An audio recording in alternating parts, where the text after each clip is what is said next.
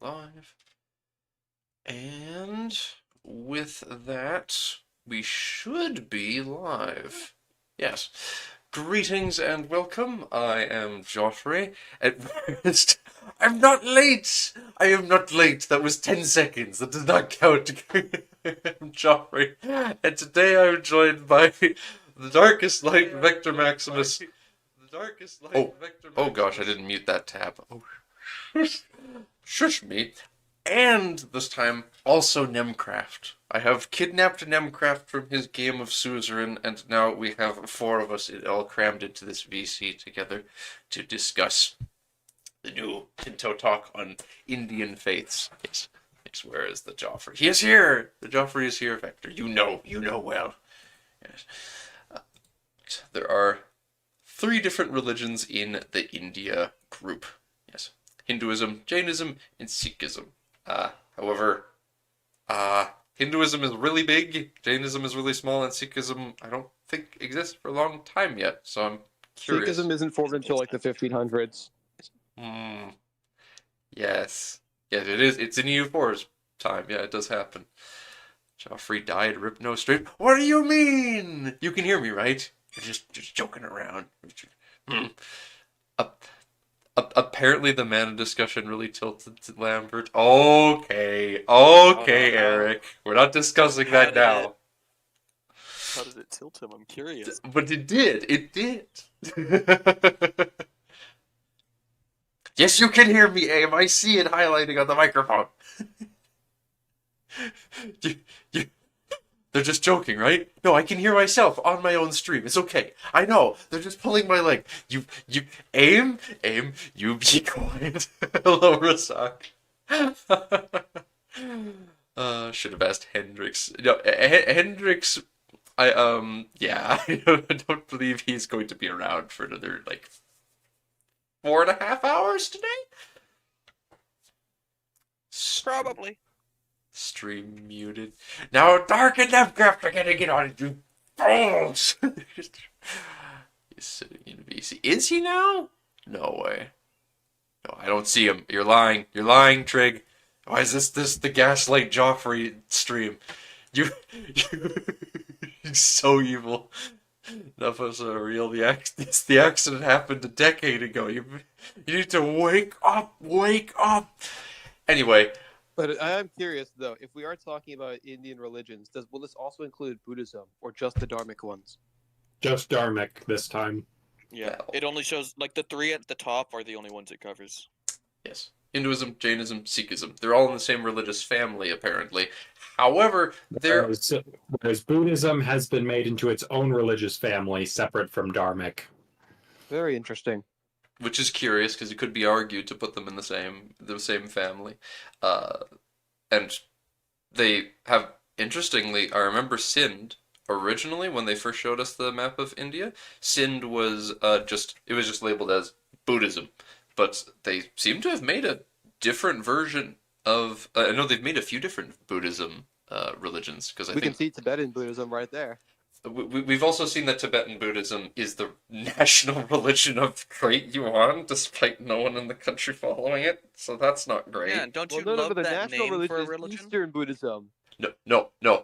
The national religion of Great Yuan is Tibetan Buddhism. It's just that everyone follows Mahayana. I swear no, it was called Eastern Buddhism. Yuan obviously knows something that the rest of the plebeians does not.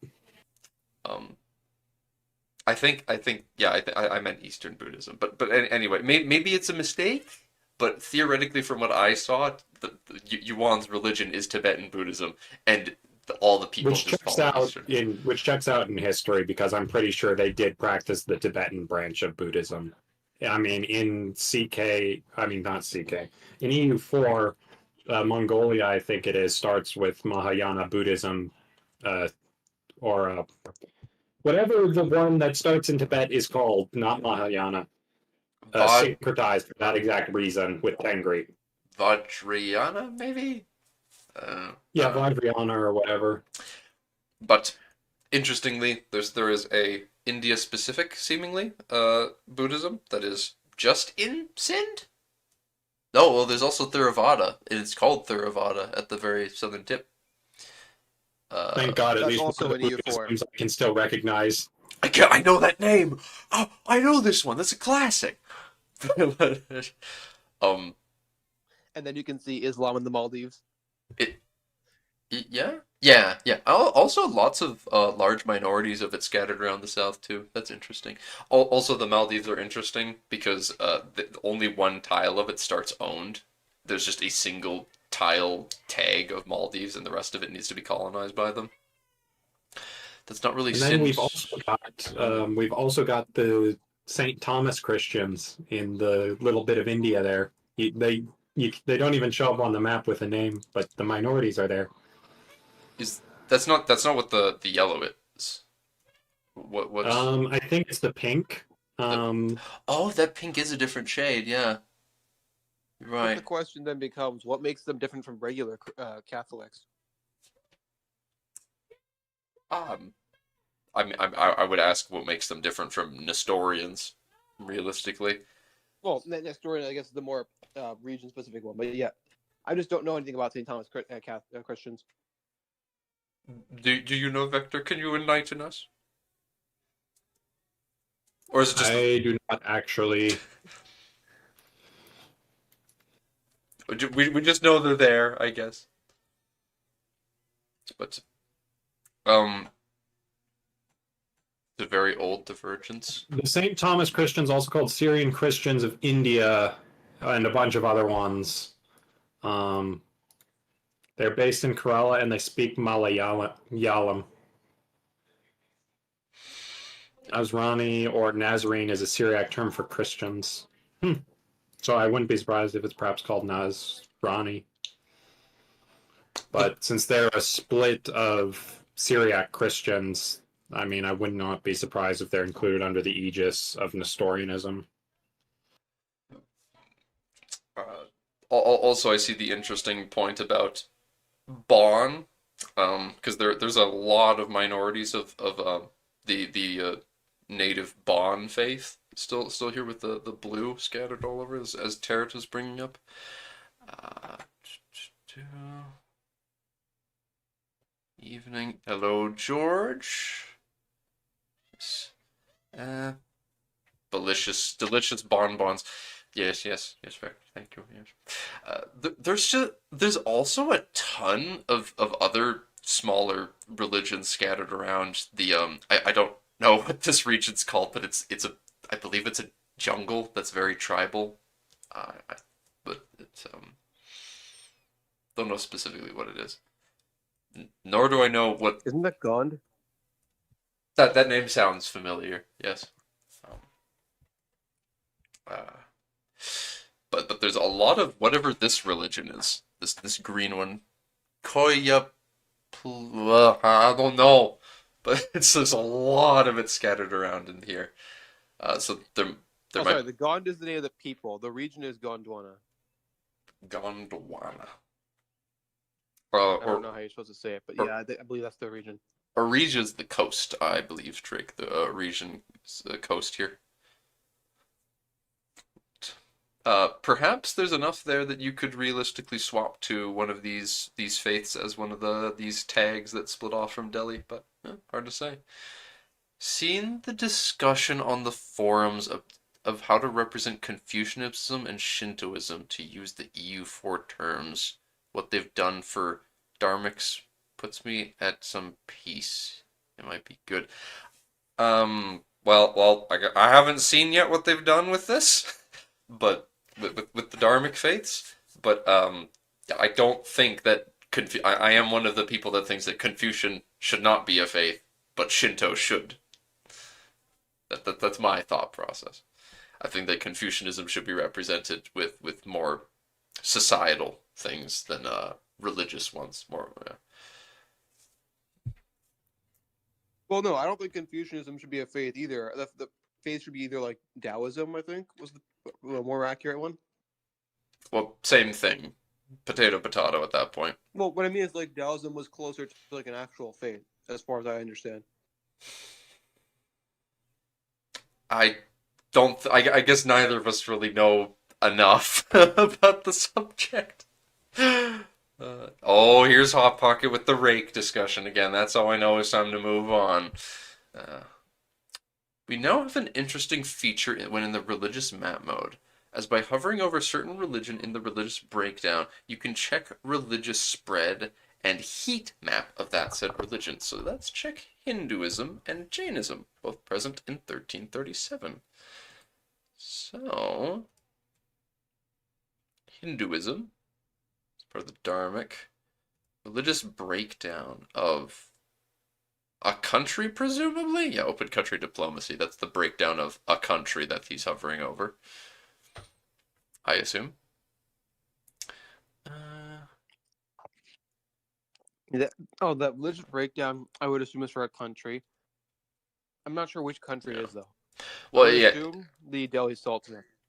Well, I wouldn't necessarily say, because I mean, I don't think the Delhi Sultanate directly controls all that land in the start. Oh, no, those are two different things. The religious breakdown is not the same as the heat map. For this, Yeah. I'm sure this is just hovering over just every Hindu county, I think what's going on here like the is that highlighted thing. I think he selected the Hindu faith for the heat map, rather, and now it shows you whenever you hover over a state what the religious breakdown of said state is. You think? But then why does it say open country diplomacy? Because you're Is that hovering just over saying the country. that owns the state.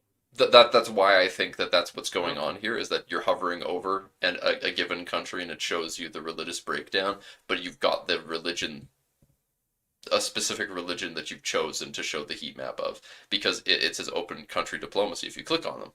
So that's why I believe that's going on. Okay. So, other question then. Do you think this is on a state basis, or sorry, is it on an area basis, or a what do you call it, province? No, not province. What do you call a specific city? Oh, a location, yeah. Is it on a location Yeah. or area basis? I cannot tell for sure. I think this is a breakdown of the country you're hovering over, not the specific tile or location. Oh, that's what I thought you were saying was a tile, because I was thinking it was a country. Okay. Yeah, I think what is happening is they want to see the heat map of Hinduism, so it's showing them all the Hindu pops. Yeah, that's just Hinduism everywhere. And then it's just whatever country your mouse is hovering over, it shows you the breakdown of that country's religions, and then you can just exit this map mode easily out of it by clicking on them. That's what I think is going on. Yeah, then we're in agreement. Okay. But I think 133 countries that follow Hinduism. That's a lot. that's a lot for a time period when the Delhi Sultanate hasn't fallen apart yet. There's a lot more to be added, it seems.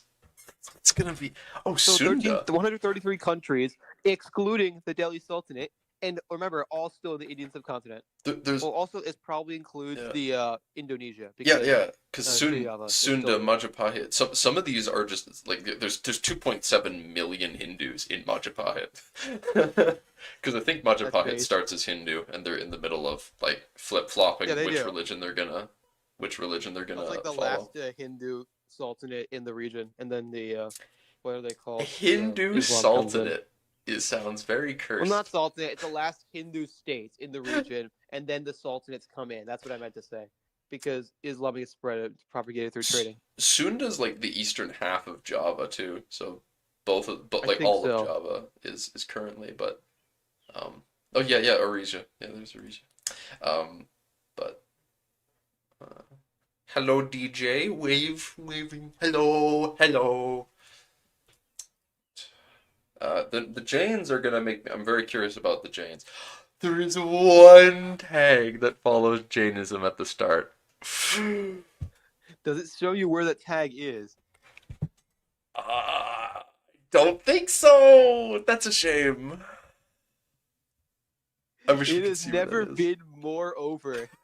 Also, go back down. Let me look at that pop again. 7,737. There's one tag that has that follows the religion, and there's 7,700 Jains in that tag. In that country. But then in the whole world, there's 387,000. There's not even a million total. One second. Compare that 387,000 to the previous figure. Go back. Look at that. 98 million There's never been Hindus. more over.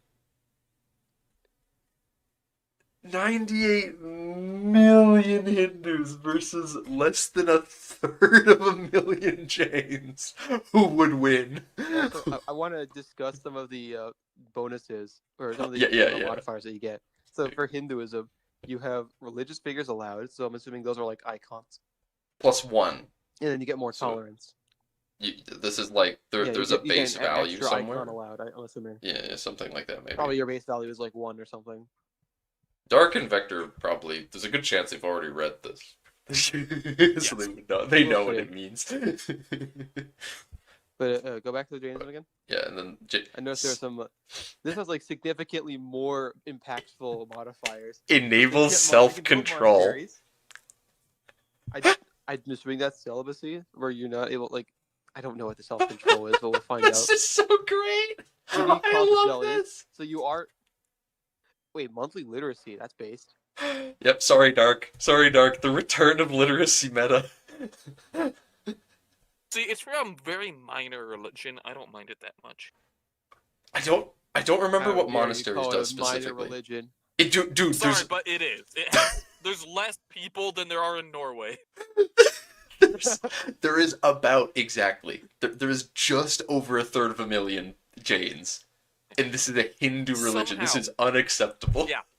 Despite being in India, one of the most populous places on the planet, there are less Jains than there are Norwegians. There are so few Jains that when you look at the religious breakdown of presumably the Delhi Sultanate, you don't even see the. Oh wait, no, you do. Okay, it's number 3. But this Yeah. there's like 4 times as Sorry, many Nemcraft. Sunni. I'm sorry, Nemcraft, but it is unfortunately a minor religion. But I Now, need to. Although it's a minor religion, it's a very major estate. They are still influential True. in the government. I think True. though. That's right. I think though Jane This- Pops will be very wealthy. this is going to be a much more interesting religion if you can pull off playing it. Because it's got a lot more modifiers to it. Like Yeah, the- that's what I was saying earlier. you can't. Also, the idea of monthly literacy for a major state could be very nice. And we don't know what karma does. Allows karma to impact the country. Presumably, that's a Buddhist thing. There's a good chance that Jainism is built as like a in between, where it has some features of both Buddhism and Hindu. I believe that because self-control, karma, those are both definitely things I'd imagine are Buddhism related. But it's so funny. It's just like the fact that it mentions enable self-control. Yes, it's like, sorry, no one else can. These are the only people that have figured out the secret to self-control. State required yoga. You will learn the lunge pose. Does karma mean that if you Forgets murder it. a bunch of pops, you'll die in the night? I think so. Yeah, you'll be the old Exactly. man who bumped his head and never woke up in the morning again. CK3, all Jane Faiths make characters naked. I don't think it's all. It's one. There is one Jane Faith that does that, and it just so happens that there is a decent. It's 2 out of the 3. Okay. There's just a decently But sized the country. thing is, out of the 3 faiths, one of them is really big, the other one is like close, and the third one is really small. So it's more like a 60-40 than. Like that some religions can't declare no CB wars. You can't do that in the HRE as well. That's another thing. The HRE specifically bans no CB wars. Although I think that might be able to be changed. I don't know if that's possible from the HRE rules. There's probably stuff for that, yeah. But I doubt that Jainism is a religion where you can modify it. Because there's a lot of like the Christian religions you can get reforms for, but I doubt you can reform like Hinduism or Jainism. But I could definitely see myself either playing a larger country and trying to swap to be Jain, or playing as this county that is just the one Jain tag and trying to bring it back.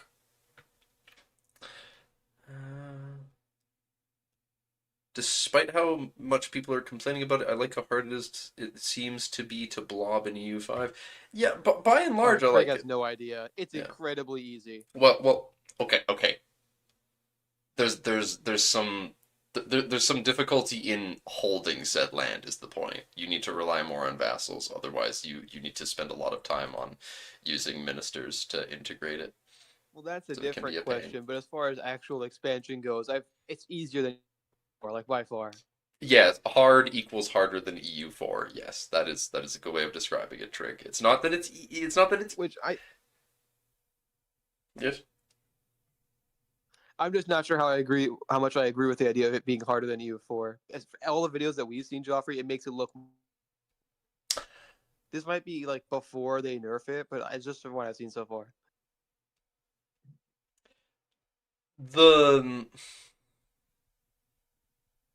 You need to okay, the catch is that it costs you something. You need to spend this, like, you need to have a parliament gathered and then specifically dedicate that time to getting a CB, and the CB you get is shit because it's an insult CB, so you don't even get to claim. You don't even get a claims for like actual conquest wars, which means you can't take as much land.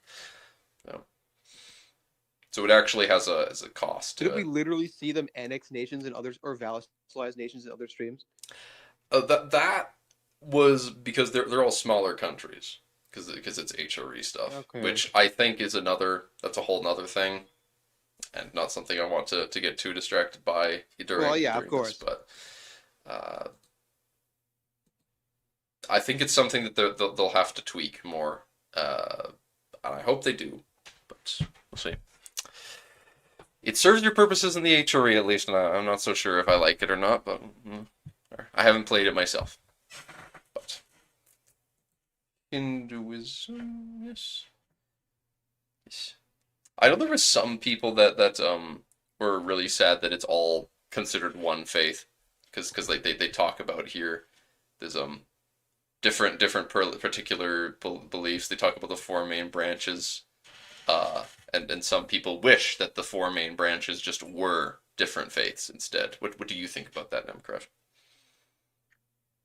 I just think that it's really weird how, for example, in Catholicism or in Christianity, they've already split up into Catholicism. They've added some of the minor ones like Cathars or the Lollards. For example, and also with Buddhism, they split that religion up into some of the other smaller versions like Tibetan Buddhism, uh, Mahayana. We've seen several other religions be split up into their different sects, whether they're big religions or small religions. I don't see why Hinduism specifically was not split up. It's a pretty damn big religion. It's almost 100 million people. It just does. Yes, it just also just doesn't seem very consistent. Mm-hmm. And my point is that I as well, I don't know as much as you do, of course, about Buddhism, but or Hinduism. I meant Hinduism, but I probably both, to be honest.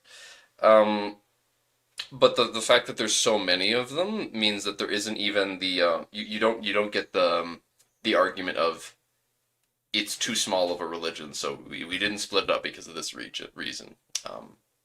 But perhaps there is a reason, because if we read on, Yeah, let's read and see what happens. So, society, there's the religion tab, primary religion. Yes, you get to see your religious makeup, conversion rate, holy sites. They've talked briefly about holy sites in the past. Tolerance. I wonder what join branch does. Oh, and activate avatar. Well, that's probably just like icons. Religion breakdown and Hinduism. Curious. Wonder if it's being kept as one for game reasons, making it harder for the Islamic empires in India to convert it to them. Well, I mean, splitting it up into multiple faiths wouldn't make it harder to convert, or easier to convert, rather. It's still just as many people they need to convert. So first thing to talk about are the Hindu branches, which appear as an icon in the action, and an icon and action in the panel. Okay. So every country gets to choose a branch. What? There's an international organization for that branch? This What? isn't bad in of itself. I just don't like the inconsistency because again, every other religion I can think of has been split up into more of its like various sects or different beliefs. Good. Well, the exception to that, Nem, is the fact that they made like the Protestants. They despite naming the Protestants Lutheran and Calvin, um, they didn't split them up more than that, and they rely on the different choosing of aspects of faith to represent uh, Okay. differences in religion. So I think that might be what they're going for here. The idea that they just lump Hinduism all together and allow people to choose their branch of the faith and apparently join an international organization. I'm kind of curious what it does. Yes, and I'm sure that Dark and Vector Also, are wait, waiting hold for up. us to move on as well. No, Joffrey, you're missing something important here. Look at the members of this international organization. You have both characters and counties. No, those are just countries. I think. Yeah, those are all just countries. Is it? Okay. It says county. Oh, that's why I'm confused. Oh, I guess that's the name of the country. Okay. that is a country that is a county tier. Will be called a county. They just don't have a unique flavor for Indian county tier countries, presumably. No, that makes more sense. I see. Okay. But then Vijayanagar is kingdom tier. I think that just means like it's the kingdom. Yeah. I get it now. I misread some of these. Hmm. There are 4 branches in Hinduism, and each one is represented through an IO. And here you can see all of them. Huh. One of them only has 6. Oof. Yeah, much more. Yes, much more predictable that these would be the 2 bigger ones. I don't even know the other two's names, so that's fair, I guess. Yeah, smartism. Yeah, I mean, obviously that one gives you a tech bonus, right? Literacy and tech research speed.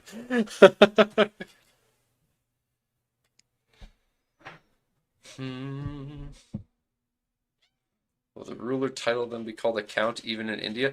They probably will just be called a count, yeah, if they don't have a title flavor for it yet. I'd prefer they come up with one, but I wouldn't be the one to invent one. I ain't smart enough. Ooh, there's a tree. Okay. Smartism, the intellectual religion. Yeah. They go right alongside atheismo. So, yeah. Just got their own panel, yeah, predictably. Yep, religion, Hindu. Members, agenda, and holy site. Well, yeah, okay.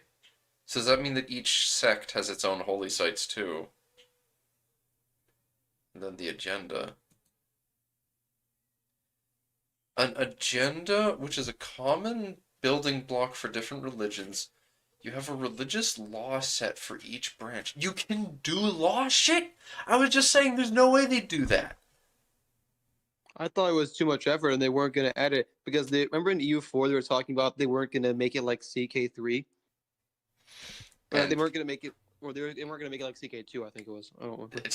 and here we are. We're all like, there's a ton of religions that have an IO where you can change laws in regards to the religion. I think. And you have cultural divergence. Or, well, this is the religious law. Just one? This is the one for Vaishnavism. Avatars allowed. So you can't change it. But it's the... I'm confused. I'm confused. Might be a dumb question, but do the different branches of Hindu have the same level of opposition to each other as the branches of, say, Islam or Christianity? Like, would the different Hindus I fight would over? assume no. Would the Oh, different sorry, you continue. would the different branches fight each other over being different branches, or would they all consider themselves Hindus and the difference not matter as much? Yeah, no, that would be a question for Nemcraft. Well, you see, that question is probably why they made it all Hindu. If they wanted the religions to fight more, they would have made them different sects. But because they're doing it through this international organization, I think they're supposed to be a lot more tolerant of each other. Do Hindus not then is not a thing in Hinduism They for people do. to go around and try to convert each other to different branches? No, it is. Just like not to the Okay. same level, I guess you could say. That makes sense. Yeah. Okay. But then, so the biggest branch gives you avatars allowed +3 as a modifier. Vishnu. Yep. Yeah, the main really different. The main religions here are just, or not some religions. The main sects here focus on different gods. Is the primary one. And the two biggest ones are Vishnu and Shiv. Unsurprisingly.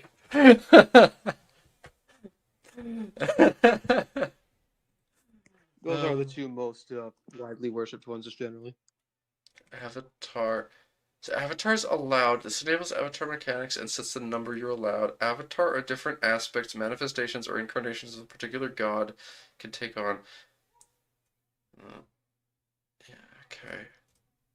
So you can have your country can have multiple avatars selected. Yeah. Well, no. Remember, here it's 3 because of this Vaishnavism, right? But then also, base Hinduism gives you 1, so the total Yeah. would be 4. So presumably Shiv doesn't have the +3 allowed. He'll have some different modifier because the point here is that this is Vishnu and his 10 avatars. So you can have a shit ton of modifiers, and that's Yes. the reason that this is special, where you can customize it a lot. And then maybe Shiv just lets you I don't know, maybe you're really good at destroying shit. I don't know. I wouldn't like that because I don't think it should just make you naturally better at it. But we'll What? see. What you? Okay.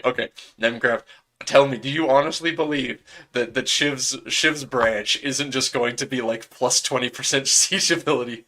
Tell me with a straight face. You're not wrong. It's just, I don't know. It's gonna be like +10% siege and plus X amount of army initiative.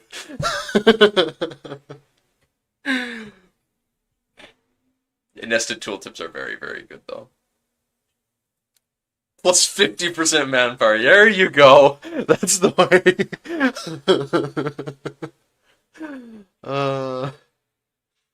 Hmm. What's the? I don't forget what that means.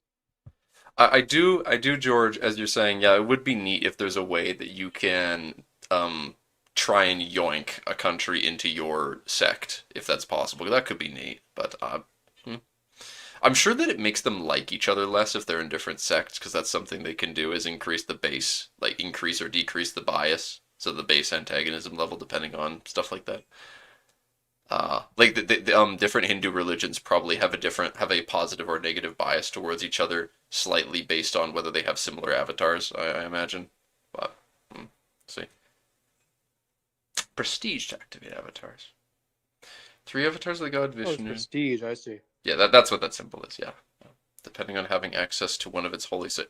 Having access to a holy site, either by owning it or being allied to its owner. Oh no. It's not even just owned by a co-religionist. So wait. Ooh. Amount of avatars you can have isn't your actual number. That's just the max number. You still need to get holy sites, or your religion needs to have holy sites. No. It's I not see. that the religion needs to have it. Is that you Oh, it's you or an specifically. ally? That's rough. That's certainly something. Yeah. I think I'd probably prefer it to be that you just need it to be in your sect at least. But even that, I don't know. Maybe the modifiers are just goaded. I don't know.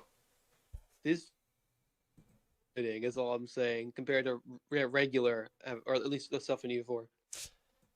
Yeah, because like in EU4, you have a lot of different countries, a lot of religions that have that sort of mechanic with holy sites, but it just needs to be owned by your religion. Yeah.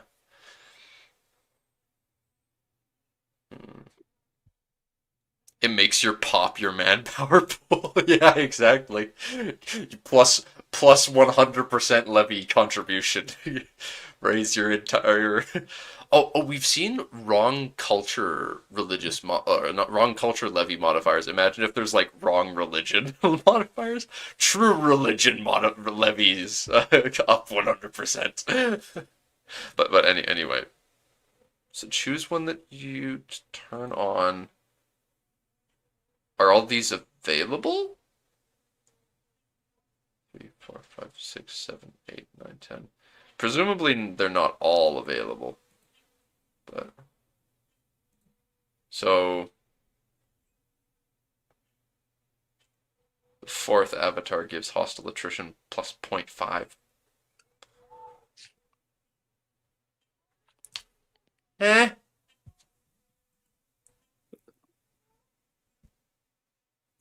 And it costs 10 prestige to apply. But this other one, you can't activate it because Bangalore is not owned by Vij, and the country that owns it is not allied. This is a weird one. Why one specifically is owned and the other specifically is allied? You see what I'm saying? Well, it just says at least one of these. So. No, but like for example, why can't Bangalore be allied and Hoysala be owned? Why is it why it's specifically the other way around? It just feels weird to me. Well, Hoysala is presumably the name of the tag that owns Bangalore. So what it's saying is like Bangalore is the tile you need to own. Oh, the like city that, or the location, and then also the area. Okay. Like Bangalore is the holy site, the location, and Hoysala is the tag that owns it. So you need to either ally Hoysala, who owns it, or own it yourself. Is that base attrition, or just if they take attrition, an extra 0.5? No clue, but it's an interesting question.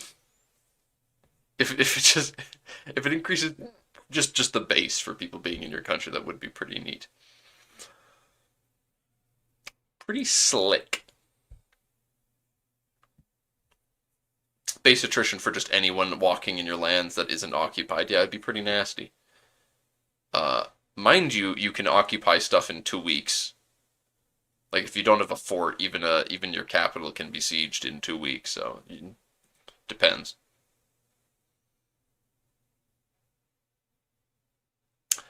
Oh, Matsya gives you is a port. You'll get dev growth +1. I mean that's not a big boost, but this is for port maxing your dev. Yes. I do like that. Okay, I will say I do actually like what they did with Shaivism. That makes a lot more sense than just a random military bonus. We're gonna learn what self-control does. Yeah. Yay. Okay. Well, because like Shiv was a very big ascetic. His whole thing is that he would just go and meditate a lot, and he wasn't really big on just what do you call it? Just coming down into the world all that much. Okay. Well, that makes a lot of sense then. Yeah. Yeah, that's why I like this one. It fits a lot with his personality. It's a lot more nuanced. It's more nuanced and less memey. The point. This is more than I gave them credit for, at least. Okay. Oh, it's a self-control. Yo, 10% research. That's based. No. Okay. So yeah, it goes from -100 to +100. Well, no, 0 to 10 and -10. But it says above 10. So presumably it's I like, don't think it wait, scales. wait, you're I don't right. think it's a scaling modifier. so It It's says right if there, you go scaling above with our 10. self-control. Oh, maybe it is. what I think It it says means scaling then, of Okay. it. what I think it means then is that the with what you're saying, Dark. I think you're right that it doesn't scale, quote unquote. I think that it scales up to or down to minus and plus 10. Once you're beyond that, you're just giving yourself more room. It's just like Okay, you won't further increase the bonus or penalties associated with it. It'll just further entrench you so that you have more breathing room if something else pushes you back. but Joffrey, I get what you're saying. How do you explain then the 0.01? How does that scale?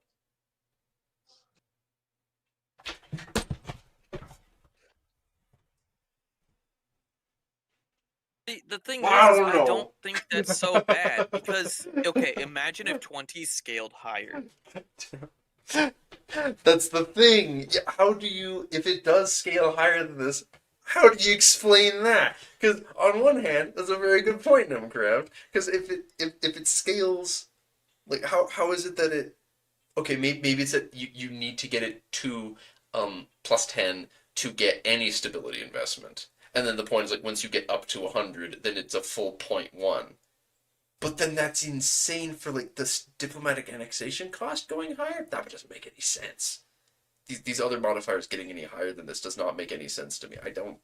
No, I can't. If we scroll down, they explain how they scale. Well, I need to actually like focus in on read. Yeah. I think Rasak. Yeah, I think Rasak is correct. That it's something where now that I'm reading this more closely and I'm realizing that there I didn't realize initially that there is a middle point. So I think what's going on here is that this is a case of this is probably a similar like this is probably applied to Buddhism as well because like the Jains have this. So I think what's going on here is that there are breakpoints. Is what Rasak is saying. So if you're in between, so if you're not above 10 or below minus 10, you're going to be in between. You'll get the self control. You'll be no, it's going to be exactly at 0 then. At 0. Again, though, I would agree with you, except for the fact that in both above 10 and below 10, they say scaling with our self-control at the very end. And the fact that it's at the bottom of both of these means that all 5 scale. Otherwise, they would have just put it under one of them. And that's why I want to scroll down to see if they explain this any further. Okay. And not okay, not immediately at least. Okay. So I will say, though, in my opinion, it's probably the best to get the self-control at 0 for the research progress.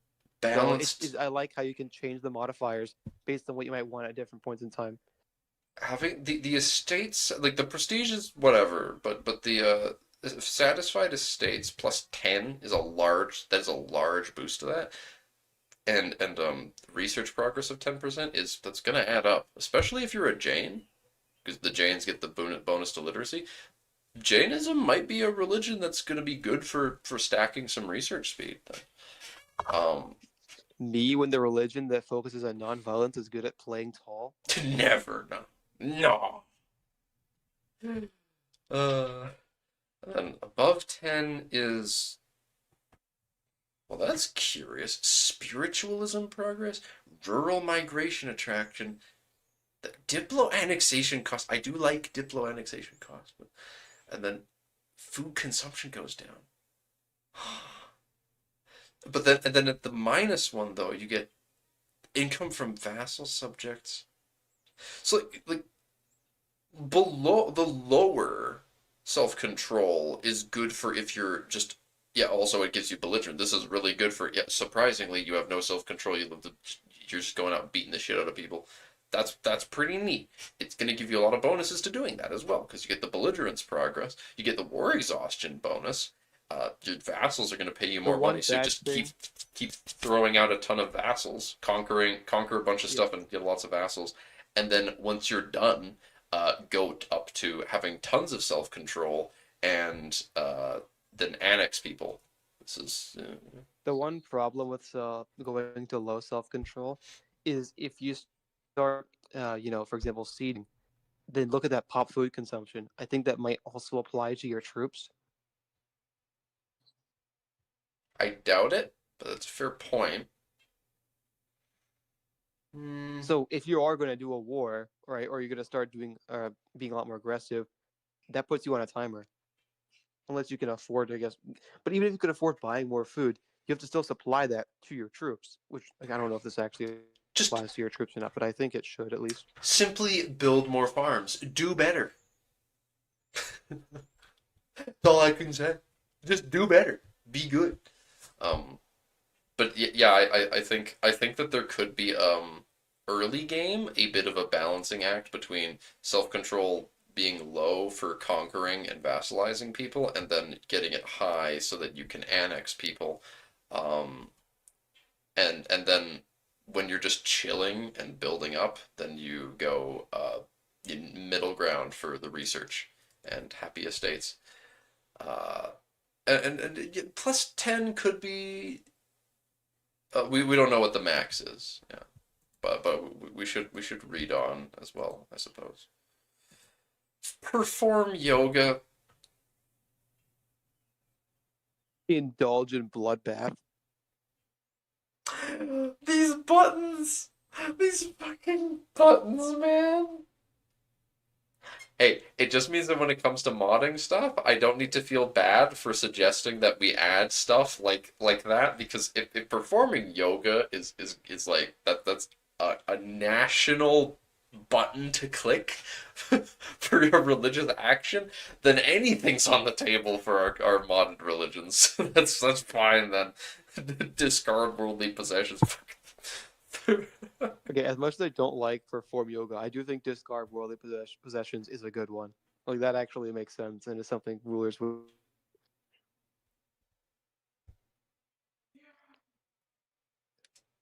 You can see why I said state mandated yoga earlier. I get it now, Trig. I get it. Well put. Well put. I see Trig is also read in advance. Me and Joff are the only ones who haven't. Yes. Well, Dark and Vector usually read in advance, and then they lurk in the background to tell me to hurry along, because they know that the answer will be ahead. Also, Nimcraft sort of knows more about this, like, realistically and in the real world than I do. This is true, yes. Oh, it came up in the CK3 mod co-op earlier today that the same mandated yoga exists. Why isn't this a button in CK, huh? Why can't I just tell all of my nation to just... Alright, it's time for your morning stretches. The only thing I can assume is that this is meant to be like the ruler and not the nation, but it's still funny to imagine. Well, yeah, I mean, you lose prestige. You need to pay 20 prestige to perform yoga. I don't like that. I think that's looking dumb. You don't like that you spend 20 prestige for your nation to gain 10 self-control? No, the Or- act of paying prestige to get self-control, sure, it should cost something, but like, how is yoga not? Okay, yeah, sorry. Well, the opposite, indulge in feasts, costs gold and gives you prestige. Okay, that does make sense. Mm-hmm. Yeah, that actually makes sense. But like, oh no, performing a yoga makes me less prestigious, even though that's supposed to be considered. That's considered things that rulers should do. Like the whole point is, if you're being more controlling, or if you have more self-control, that's good. People want you to have more self. I don't know. See, The whole point is prestige that you is want people to have mana. more self-control. It's a good thing. Prestige is mana, guys. Look. Oh god, I'm just now realizing that if this was in EU4, it would 100% be, well, spend 50 mil points to indulge in feasts to Well, that's lower literally your what they did for self-control. every other religious thing. Or you got to spend 50 Diplo power to perform yoga. It's never worth it, guys. Never press this button. You need that Diplo points. Don't spend it on this. It's not going to be worth it in the long run. You need to get that Jeffrey, Diplo. do you not remember? Do you not remember how in EU4, if you got the Sikhism religion, you need to spend mill points or Diplo points to get the Sikh gurus? I've never played with it, so I don't know. But that is a thing. Like you have to spend points, like random mana points, to get the gurus, and it's not even. Anyway, let's just move on. Well, okay. Well, discard worldly possessions plus 15 self-control. What's this one going to cost? I would assume gold because you're giving up your stuff. That's too obvious. It can't be that. It can't be gold. That makes too much sense, and it's costed. We already see something that costs gold. They're going to make it cost stability. That's my bet. Damn it! Oh no! I was feeling Oh, good about that one. Gold. It costs That's gold, pretty yeah. flagging for me. I was feeling Okay, good about that one. One day I'm gonna. Oh, I'm gonna go legitimacy make a trig. Paradox account so I can. What happened? Trig just like said the golden legitimacy as a question. That's a good one. I like that actually. The whole point is discarding good worldly possessions makes you more legitimate. That's what No. league rulers do. It's a good thing. No. That's an interesting point. Less gold than a feast. What are you throwing away here? Indulging in feast is more expensive than what is he throwing away? Clearly, it's not that valuable. 1 second, there, Jeffrey. I'm gonna go make a Paradox account in the comments in the forums so I can tell y'all what the devs for making it like 0.32, 0.3, or 39 goals. Make it round numbers, please. It probably scales based on your nation. It's getting on my nerves so much. Yeah, I genuinely thought, with you being a physics man, that you would like the decimals. You would like the precise numbers. Huh? Why don't you? Sure, precise numbers make it more accurate for smaller nations. But personally, I don't like it. I think it's cringy. It's not going to change. People have been bitching about it for months, and the devs have said, this is how we want to do it. No. What do you think about? See, they don't integer round the 20. Actually, I don't know what the 20 prestige probably is just We consistent. haven't seen a single Joffrey, we haven't seen a single time prestige has not been an integer. Every time it's been an integer. Fair. I don't think that the prestige cost changes. Eat a pie for 3.14 gold. Where's Hot Pocket? If Hot Pocket's here, he would be like, buy a new rake. Get this man a true. Because he always talks about the rake religion. Joffrey, add a rake religion to your mod. See, that's the religious action for the rake religion. Buy new rakes. Sweep the leaves for plus 50 legitimacy. The rake religion has a meter. You go between how well kept or untidy your lawn is, depending on how much you've raked the leaves. Mm-hmm. Indulge in But as you can see, bloodbath. Joffrey, yes, the bloodbath is the only time it's a regular cost. Oh, no, sorry, it's prestige, not gold. But yeah, it's a classic 20 instead of like 23.27. Yeah, it's interesting that they've got both going up and down in self-control respectively has a cost of prestige and a cost of gold. Which I like. I think that gameplay-wise, that makes a lot of sense. Yeah. You may not always have gold or prestige on hand. It's the concept of indulge in bloodbath is funny because it doesn't like there's no other context. Oh no, never mind. It does have context. You need to be at war. I wasn't paying attention to that. That's interesting. I'm assuming you're like laughing over their corpses or something, or putting them up on pikes. I don't know. Indulge in killing our enemies. Yeah, you're getting a picture. You're like they're taking a picture of you while you stand in a suitably manic pose over the corpses, and then you send it out on Snapchat to all of the nearby countries to let them know that you truly are very quirky and have no self-control. Look at me. I am so quirky. Okay. So here is another one that only has one avatars allowed. There was no bonus to avatars allowed from Shiv. So this is curious that this one just has one. Does it do anything else though? Maybe it's got different options. I Presumably was it's kind got of hoping it different would be a options. different bonus. I'm Well, just not a big fan of the giving, like, all right, how to put it, one religion, or I don't like the idea of giving one sect a worse version of the bonus from another sect. I'd rather make them all different. I suspect that because for was it Vishnu? It would you get to pick three. You get to pick like three avatars, three or four, Yeah, and 3 out of 10. and he has got 10, and we saw that there was a list of 10.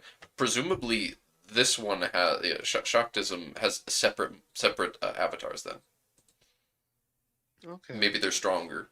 Maybe it's you get less Yeah, to choose from, but they're more valuable, the ones you do pick. that makes sense. Actually, I like that.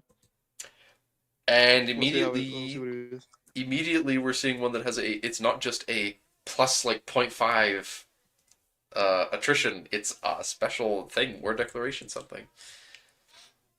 This only allows you to have one avatar active hold at up. any time for 10 of 10 possible, 5 in peace times and 5 in war times.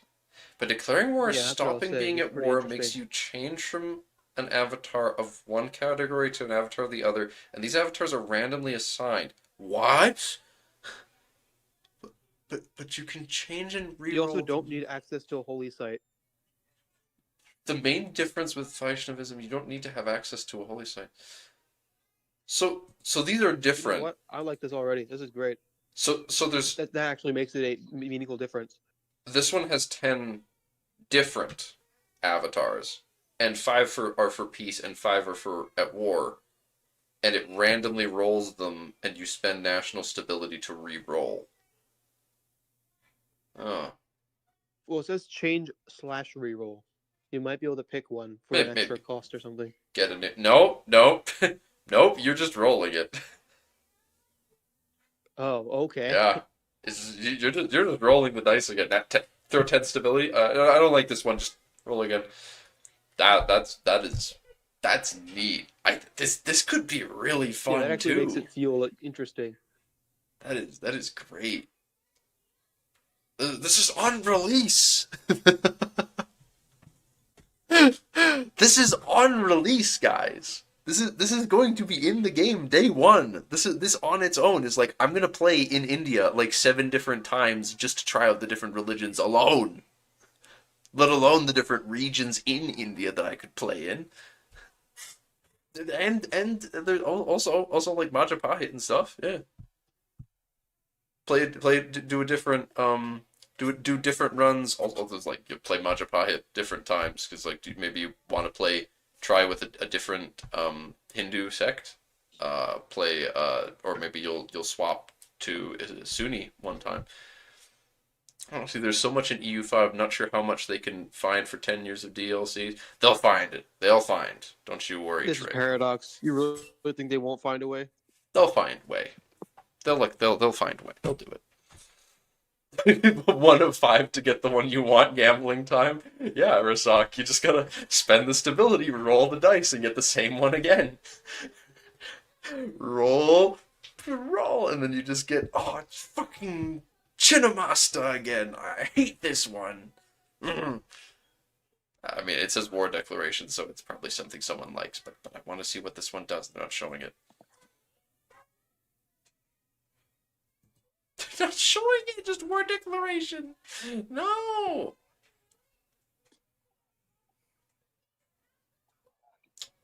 Well, no, I think that means you have to be at war to get that.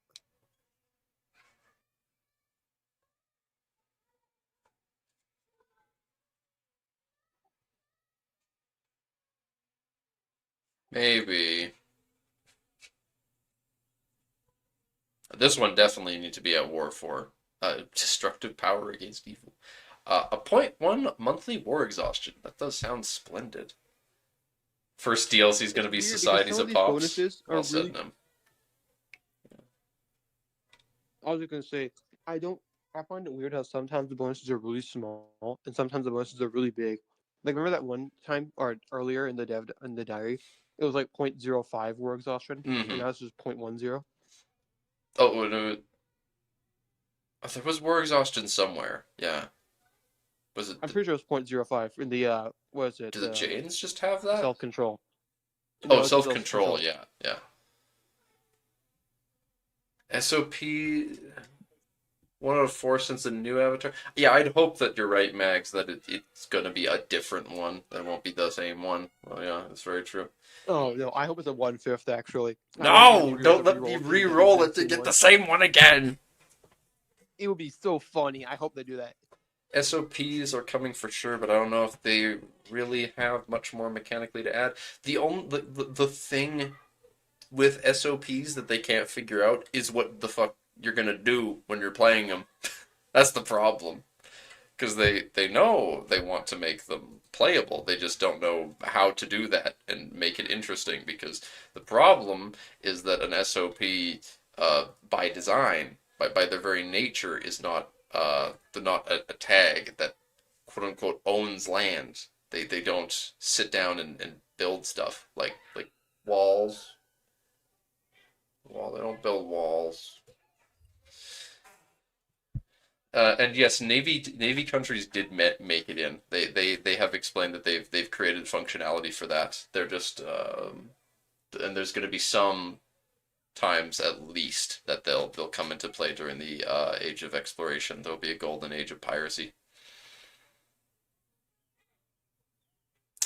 In all seriousness, yeah, I want to play an SOP. I want to play some small Society of Pops Native American country. And when it comes to mods, well, we don't want to play one too. What if we're making a fantasy mod, and then in that fantasy mod there was one race that was like 85% just SOPs.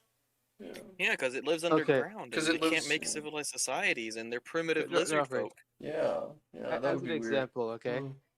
Remember when Paradox and they released a what is it like a spreadsheet for tables and graphs for EU4 discussing where the most and least played areas, and also remember in CK3 that when they said more start dates, no, they said in EU5 they were getting rid of the extra because they realized no one actually plays them. If they're judging their content based on who's actually going to play it, how many people will actually play SOPs? Because think about it. If you're an SOP, what's your number one goal? Become landed. Stop being an SOP. Nemcraft. I just don't think they'll think it's worth the actual development time. You're reminding me about a question related to, let's just say, landless adventurers in a different game? No one's going to want to play landless characters, because what's your number one goal as a landless adventurer? Become landed. Where would they do that? Okay, that is what I said, yeah. And I didn't expect you to actually like it. I didn't expect it to actually be fun. Got you. Hook, line, and sinker. I owned you. To be fair, the difference is that there's a crucial difference. In CK3, the focus is on characters, and on EU4, the focus is on nations. Or EU5, the focus is on nations. Well, something they could do, I'm sure that there could be a way for them to create a gameplay loop around the concept of unifying a society. There's got to be some way where you could have characters in your court. You do stuff with ministers, call parliaments, quote unquote. Develop certain amount of time. Maybe you need a certain amount of development in your lands. Maybe you need to.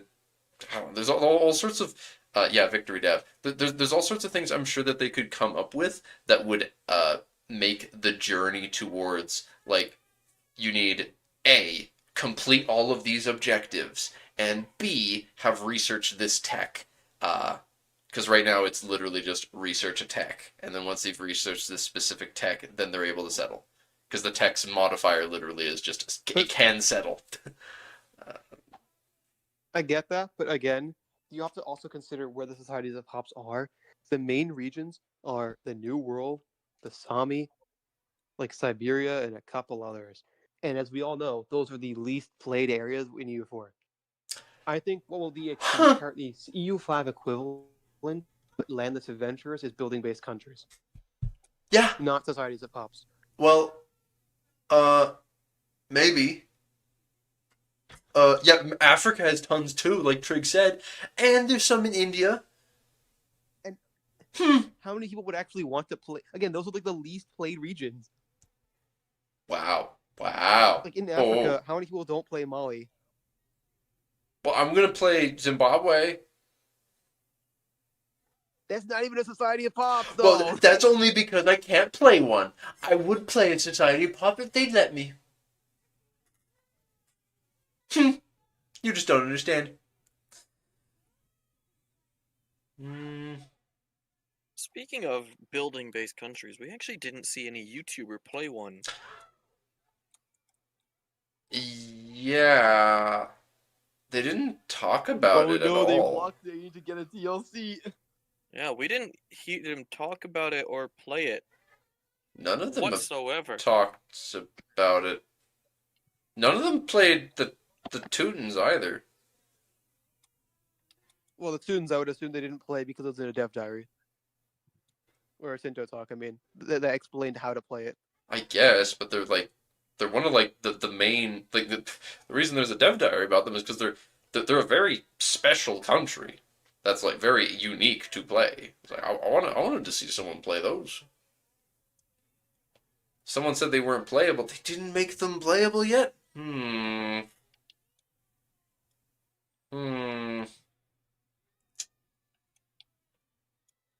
There was a German YouTuber who played them? Oh, okay.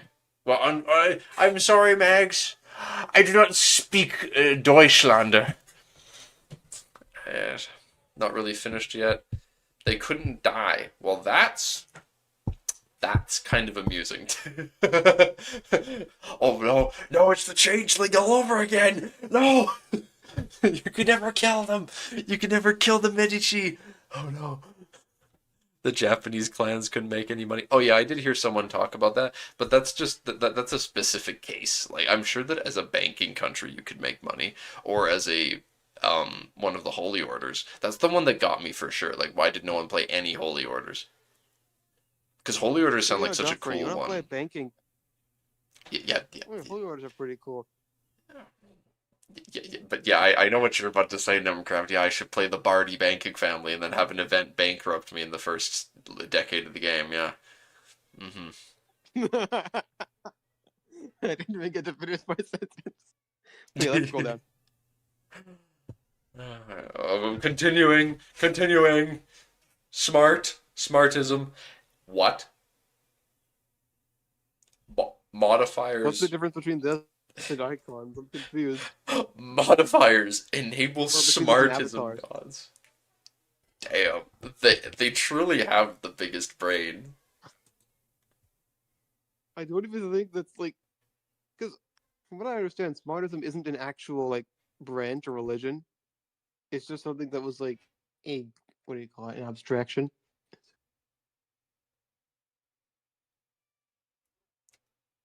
So their concept is they don't worship any god above others? Huh. It's more of a smartism is more a philosophy than an actual religion, as far as I understand it. At least I don't know much about it. Okay. They're just taking the one that is in CK3, basically. In the smartism, you want to have all 5 gods favored equally, or otherwise they will give you negative modifier. Oh no. It's a balancing act. Okay, that is kind of interesting, though. I like this idea. Let's see what they do. That's gonna... I know it's a cool idea, but damn, that's gonna suck. You can favor one over the others, No, they're though, actually making this kind of... to get benefits from that Yeah, one. they're making this pretty replayable, like you were saying earlier. Okay, never mind. I take it back about saying that that's going to suck, because they're saying you can focus on one to get more benefits from them at the cost of getting negatives from the others. That's actually really neat. I like that. Yeah. Let's see what they do. Keep reading, it's good. Okay, George, okay, fine. George. Curious George. Opportunity cost and hard choices. Yes, Trig. Opportunity cost and hard choices are the entirety of what I want to keep seeing from this game.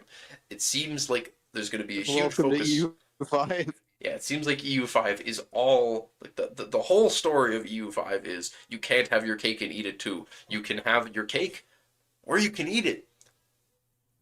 That sounds really stupid to say, but the point is you have to make choices. You can't have both things.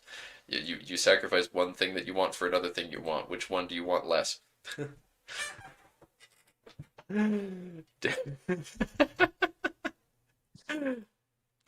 It's okay, you'll probably just need to pay more money or prestige. Why can't we play this game already? Well, some people have, I guess. Not me, though. Not me, though. Maybe they'll let me eventually, because I mod. Maybe I want to mod this game, so maybe they'll let me have access to mod it. Pretty please. Or you can change day. origin. They'll give you access for EU5. They'll give you access for CK4. It's a good point, George. Yeah, why they're being very cruel and not letting us give them money for this game. Yeah.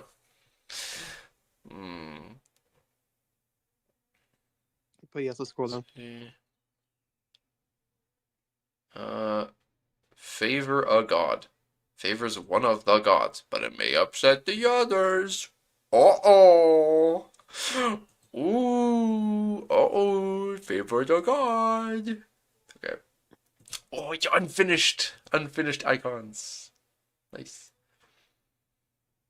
So. I love unfinished icons. More literacy!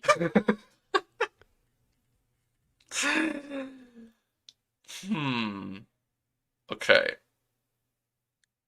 Okay, to be fair, if you pick a different god, you get negative literacy.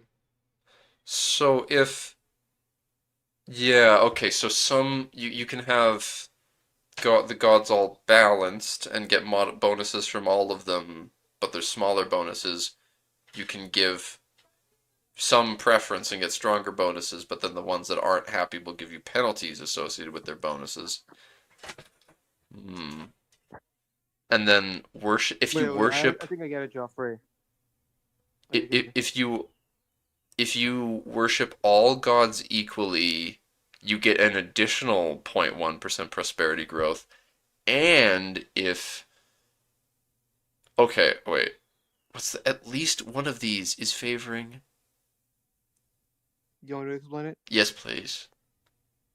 Basically, if you worship all gods equally, you'll only get 0.10% prosperity recovery. Okay. If you worship all gods equally and have access to a holy site of Ganesha, then you get the literacy and extra prosperity recovery. Or, if you're favoring this god, then you get it. So to get the more powerful bonuses, you either need access to the holy site or favor the god. Okay. Yeah, that makes sense. And then no matter what, if you discriminate against this god, you will get some bad penalties. No matter what, yeah. yes. I mean, which I like that they're negative versions of the benefits that you get if you worship the god. Monthly literacy is that's a very different modifier from ones we normally see, because normally you see max literacy, but like this is like growth towards your capacity, which is very different. Monthly literacy. Bonk brain. Well, yeah, it does sound like Trig. It does sound like favoring a given one is going to be pretty bad. Yeah.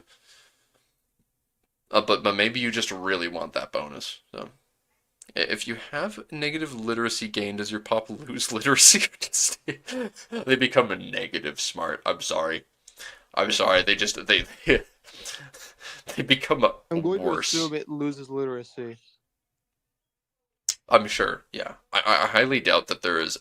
I highly doubt that it's feasible for you to get a net negative monthly literacy growth, but maybe it's possible. Maybe. I highly doubt it, but maybe it's possible. And Jane. Showing this again? Why is it showing this? Is that the maybe that's the one county? Oh, religious figures. Oh, if there is actually a county of Jainism, I didn't see it. But yeah, I'm curious about because yeah, karma, Wait, and Joffrey, then that is the flag. That's literally the one county. I guess yeah. Well, now we know where it is. It's in the southwest corner, or no? Is that northwest? I can't tell I from think here. southwest. I can't. Yeah. It is close to the sea, which is going to be nice. So that'll help. But yeah, Well, that has to be southwest if that's the sea on the left. well, it could be northwest. It could be near Sind, Yes. but I'm assuming Oh, southwest. There should be an achievement for who this. knows? Yeah. Stack negative monthly Yeah, literacy. gain 0 literacy. Yeah, you need to become just devolve. It should be called Return to Monkey to have 0% literacy and literacy net gain.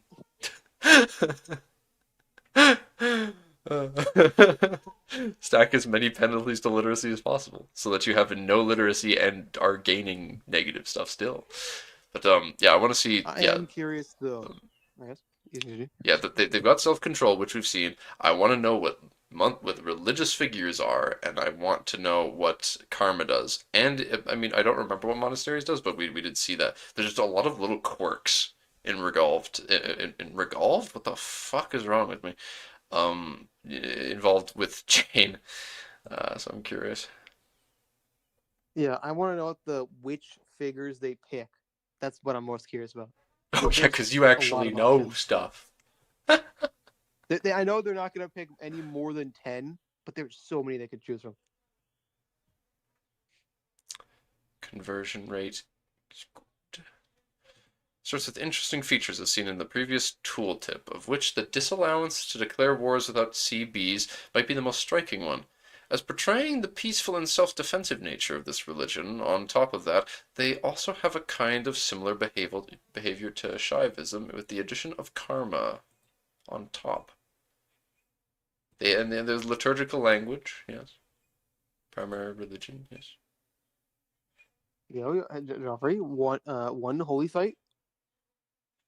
Yeah. Oh God, the one tag where this is the majority religion, and look how small it is. Or their state faith. 13.79. Yeah. Oh, there's more Sunni here than Jains. This is so bad. This is so Look at that, bad. 0.01 karma. They are not, yeah, with that kind of karma, they're not in. It's not looking good. That's a trig, just be I'm like, assuming they can that's also go negative. just the way it is. That's just the way it is. Perform yoga, indulge in feasts, discard worldly possessions, bloodbath, pilgrimage. Pilgrimage is not one we saw. What karma do? I like that. I'm Yeah. assuming pilgrimage is a karma mechanic. Karma is minus to plus 100. Reflects the past deeds of the country. Uh-oh. Uh-oh. Yeah, there better be an achievement for that tag. Or just anyone, really. Yeah, it doesn't need to be tag specific, just as anyone being Jane India. Karma. Yes. Have 0.01 and it changes by 0.01. Oh, it gives discipline and diplorap. By the way, notice how here it does not say skill, unlike the other one. You're right. So this is again the concept from EU4 where you need to balance it, because this is the karma here is something where the past deeds of your country will move you one direction or the other, but you need it to be balanced for the greatest benefit, because It's not like in the what's the other one called again? self-control. Yeah, it's not like self-control where you get benefits regardless. Here, it's objectively better to stay in the middle. Mm-hmm. Which is funny because Jains have both. They have both karma and self-control. Yep. They're balancing a lot of shit as them. Seems exactly like the karmas and EU4 bonuses and all. These are the same numbers? I don't remember. I didn't remember there being discipline as a bonus from karma. Yeah, there is. Really? Yes. Oh goodness. Yeah. Weird.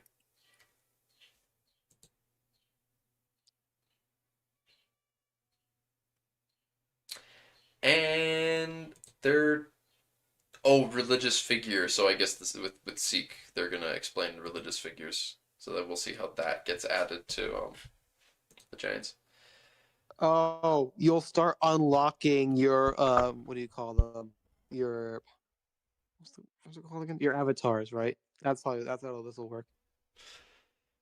Sikhism is a religion that is not present at the start of the game, but it will begin to appear after 1509 in a country that is either Hindu or Muslim with locations of the other religion. And if that happens, the following event will trigger. Patna is situated on the border between the adherents of Hindu and Islam.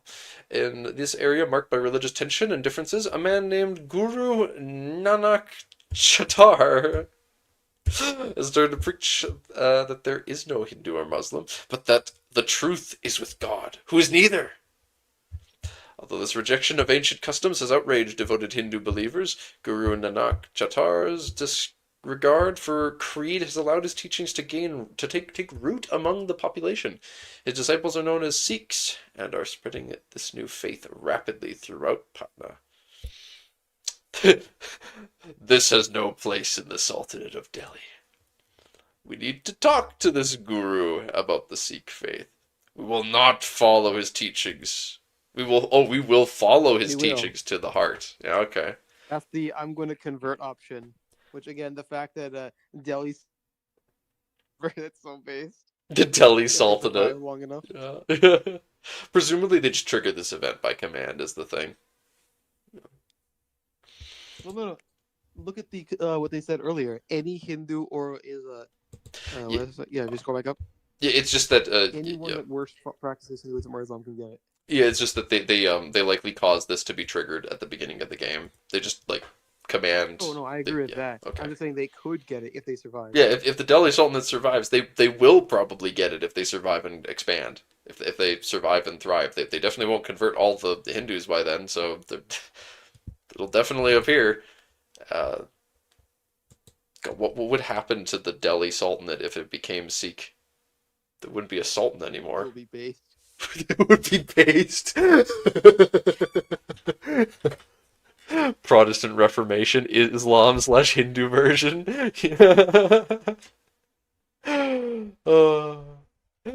If it functions similarly, I'm gonna cry. In cry tears of joy.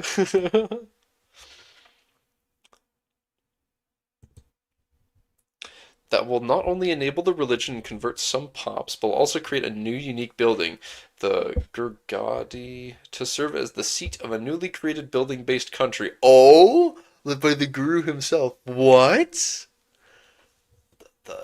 you can play as just Sikh country. You just play as the Sikhism, I guess. You play as the Sikhism. That's what it sounds like. If the founder is the one leading the country, right? And the successors are the next gurus. I guess you play as. Look at the event. It literally says Delhi joins the Sikhism. No.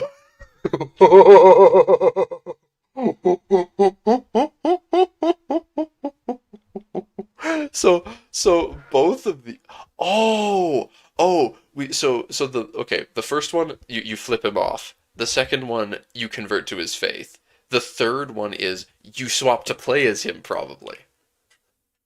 Yeah, they play as the building-based country. Yes. Yeah. Oh God. Dude, if that BBC later turns into yes the Sikhism, if the Sikhism later turns into the Sikh Empire, that would be crazy. I still don't know what it does, but I'm hoping it's something like that. Okay. Regardless, this just makes me even more excited to get my hands on it and try making new types of building based countries. If they're the like, oh yeah, just Sikh Guru, He's a building-based country. Yeah, why not? Hell yeah. If I could do that, sure. It's all sorts of things I could This actually make gives that me a probably. good idea. Well, yeah, this gives me a good idea of how trade companies will work. Because you'll probably get an event like this Yeah. where it's, oh, this company has come over and wants to buy some land, and you get a ton of money, and a building-based country just spawns there. Yeah, yeah. Hmm. We will follow to the. Yup. Wait, no. Yeah, that's right. Yeah. You will play as them. Yeah. You will continue playing as Gurgadi. Because the Gurgadi serves as the seat of the newly created building-based country. So yeah, you continue playing as it. That's insane. I am so happy with this. This is crazy. Oh, wow. I I think I might have to re-examine the way that a couple religions in our mod are gonna work thanks to this. Oh God. Huh. So this means we can make BBCs to work as the leaders of an IO, allowing you to play as them. Yeah. Theoretically, what this is that you join, like if you follow the religion, you join Sikhism, the Sikhism IO, because everyone that is Sikh joins the IO, and then the Gurgadi is just the leader of the IO, just like the Pope. It's just like that the Pope is landed. So theoretically, if the Pope becomes unlanded, he'll become a BBC. That is the head of the IO still. Yeah. Yeah. Yeah. And his building will just be the Vatican or something. It's a good thing we had something like that planned already. Yeah. There's at least one place where we had that exact thing planned. She's gonna be a building-based country from game start, though. So Yeah. this just proves it's possible, and in fact, encouraged. So that's good. The concept has been proven, Dark, and now we need to not worry at all about that, because at least baseline-wise, it will function. Playable HRE institutions, here I come. Oh, you have no idea, George. You have no idea what I've got cooked up. I am cooking. We spent like an hour yesterday discussing that exact subject. Alright. So this location, yeah. Literacy for the clergy. So whatever person has this in their land is gonna get a bonus. It's gonna be nice to have this in your country, even though you don't own it, because the clergy in this region will be much more illiterate. Though presumably, if you What's the production method? What do you do here? you requires a production method regardless. For upkeep, a lot of buildings require upkeep regardless of whether they actually like produce a good. I see. Okay. So just for maintenance, it requires glass, paper, cloth, beer, interestingly, and beeswax? Beeswax. So candles. I see. And Sikhism modifiers. Hey yo! More research. Research speed! Dear God. Oh, with how many religions in vanilla already have research speed modifiers, and we have a race that is gonna have a big boost to research speed. I'm no longer feeling so concerned that race is gonna be OP in regards to research, with the fact that vanilla already has so many religions. They're just like, just here's all your literacy and research speed. Why not? Go ahead. This is a big differentiation, though. I want to specify. This is a huge difference from EU4, where Sikhs get like a ton of morale or something. Like army morale. Oh, very different. Yeah. One country follows the Sikh faith. It is just 50 dudes because they're the 50 guys that work at the building. Yeah. Oh, that's really funny to think about now. When you're gonna look at like banking countries, you'll see their pops. It'll be like, oh yeah, how many pops does the banking country have? How many pops does the Medici have? And it's just like all the dudes that work at their branch offices. All right. The new country will have a unique government reform, with a unique heir selection, making it so that basically only the guru are capable of ruling it. Why do you say basically? Basically only gurus? Well, it can't be only Joffrey. It can't be literally only gurus because there are only 10 gurus in the Sikh religion. Oh. After the 10th one died, they didn't have any more. Okay. Huh. That's why I was wondering how playing it will work if you can only be a guru. There's a lot of Also, wait a minute, government. you gain more research. The- Joffrey, that's 20% now.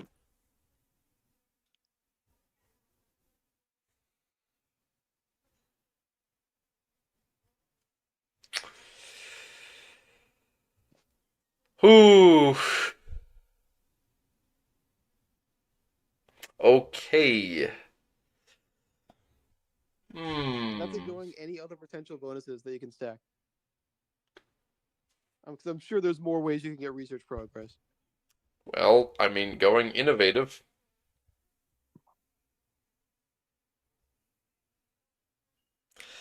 Also, theocracies already research fast. Yeah, because their country has a just load of clerics. That's true.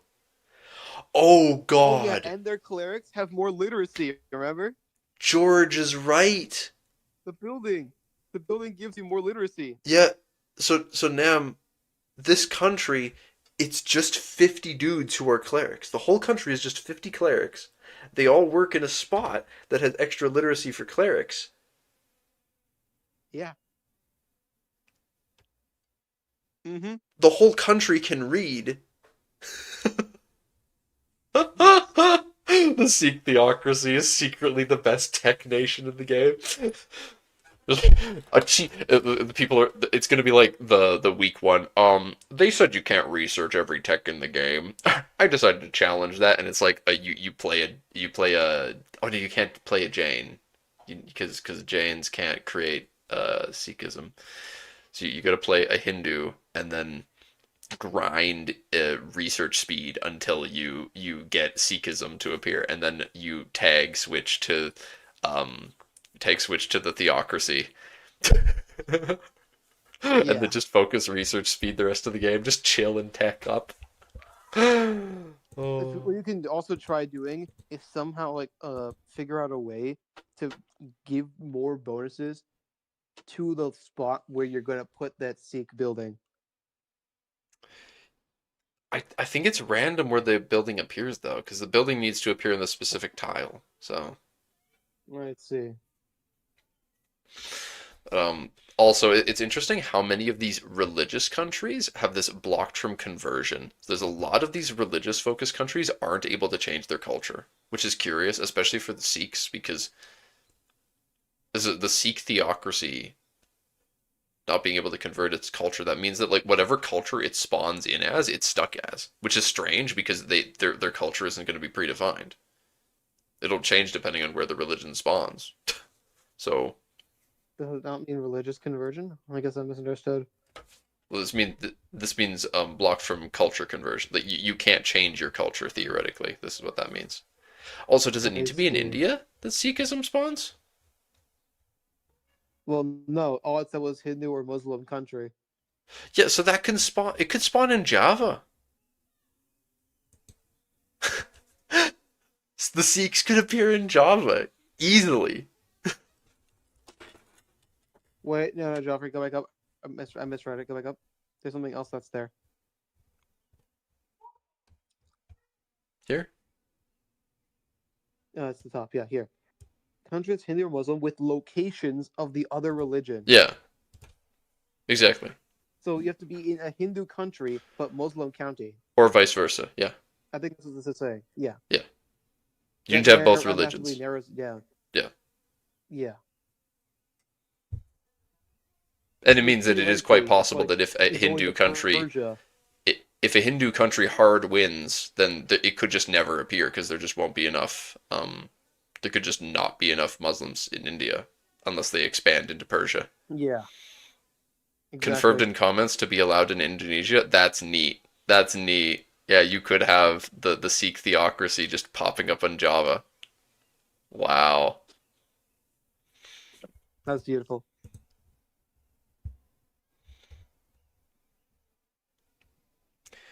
When Sikhism appears, it creates a new IO, and the first guru will cement its basis. There will be further events for each of the historical Sikh gurus, and each subsequent guru that appears will add to the IO, configuring the religion with further teachings. Okay. So you're kind of doing what you the same thing as in EU4. You're establishing various policies. Except in EU4 it doesn't work well because if you don't convert fast enough, you just miss out on bonuses. Yes, because here it's an IO. The bonuses are guaranteed to be put no matter what. Yeah, because they're tied to being in the You won't IO. miss them. Mm. Yeah, no. Even if you're not playing as the leader of the IO will still exist. Can't So they wait. can still just select it as an AI. Can't wait for Protestant Italy and Sikh Indonesia. Too true, George. Too true. Okay, Protestant Italy is cringe though. I don't like. but we saw That is actually I don't like that at all. But did you not see Martin Luther was just hanging out in Perugia? I did see it. Yeah. What's wrong with that? He was just hanging out in Perugia.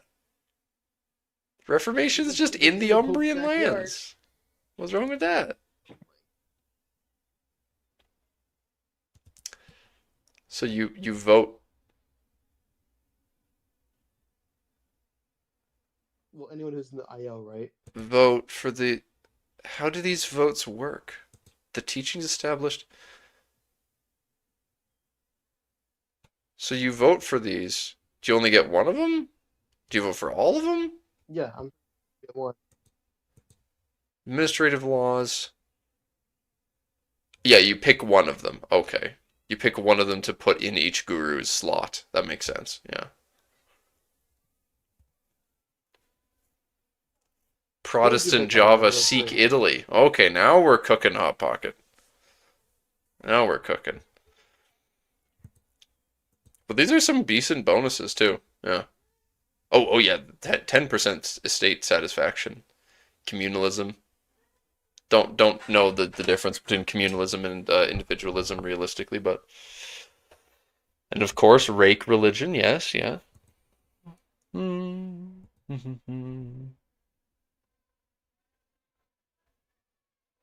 You get. Wait, let me keep back in. You don't forget back up. Okay. I'm just count. I want to count how many they are there. So 1. That's 4. Oh, yeah. One for the first one. The So like the first guru gives 4. the administrative law, the foundation of the religion. Mm-hmm. You get the 1, and then right. No, he's not the first one. The first one's on the bottom. That's the religious. oh, you're right. I'm pretty sure it's based on which one of the 3 you pick. Then it goes in a certain category. I might be mistaken though. No, because these are Guru Nanak's teachings. No, sorry, those are different. Yeah. Hmm. So you pick. Okay, so you pick a policy that goes in the religious. It's still religious. You pick like because each guru gets a slot, and you pick one of their teachings to fill that slot with. So there's 11, by the way. So 10 gurus and then Khalsa. So that's the 11. Yeah. Okay. I'm curious what the Khalsa policy is, though. Huh. Here. Also, there's specifically one guru for the military laws. That's interesting. But we're not going to see them now, I guess. Final common note for all of them. There are holy sites. Several different holy sites for all religions and branches, in the case of Hinduism. Yes.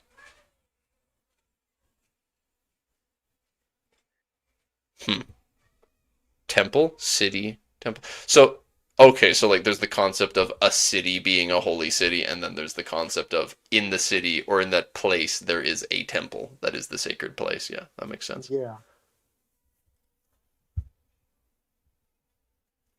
So yeah, the temple is this is the holy temple in Mysore. Gain monthly income from just pilgrims and such. And Possible pos clerics, monthly. clerics. So wait, is that across the entire country? No, no, that's the specific Oh, that's location. Yeah, location.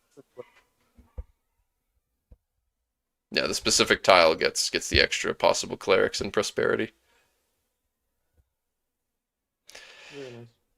Dynamic holy sites, dynamic and upgradable holy sites does sound like something they'd put in a DLC. Yeah, yeah, I can see that. No, Jeffrey, you're forgetting that part of the DLC we were able to cart those holy sites to your capital. No, I can't wait. You're right. There's gonna be Praise be the holy Inukshuk. yes, exactly. Victor knows. Victor knows because okay.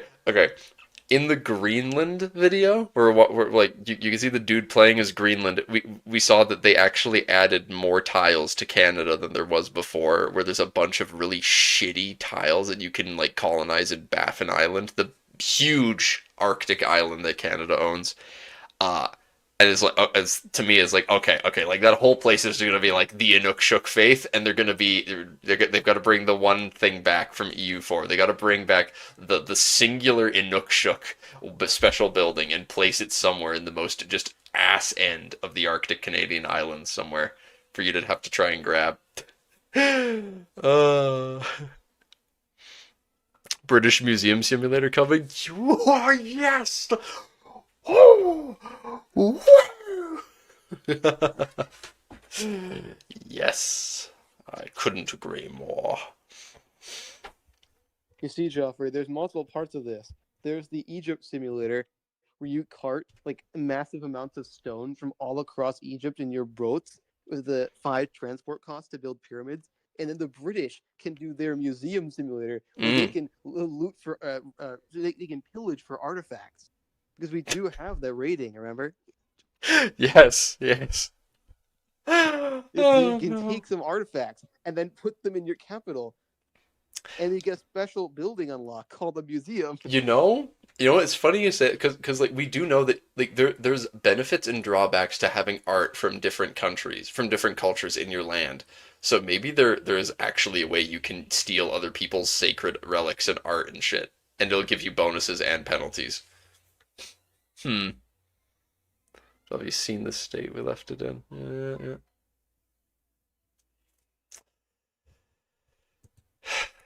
But that's all for today. We'll continue taking a look at India this Friday with a Tinto flavor for the Sultanate of Delhi. Oh, goodness. And Monday will be the Tinto maps feedback for the region of India. Okay, nice. And Wednesday, St. Dave will be talking about unit graphics. Okay. So, let's assume each temple gives you the same amount of monthly gold. If you end up controlling a lot of India, right? That's a lot of monthly gold. I'm sure you'd be getting a lot of monthly gold regardless, because India's big. Oh, well, yeah, but that's still a nice amount. I also wanted to look at. I also did want to look at I don't. It's not going to take too long because it's not a big thing. But I wanted to see what they had to say about the changes to Britain because I saw that for a long time they've added Durham to the map, and I want to see it. I want to see them talk about it. The topography is really nice. I like this. They've actually added mountain tiles to. This is a big thing for me. They actually added mountain tiles to the Scottish Highlands. That's very good because they didn't before. There weren't any mountain tiles in the British Isles at all. But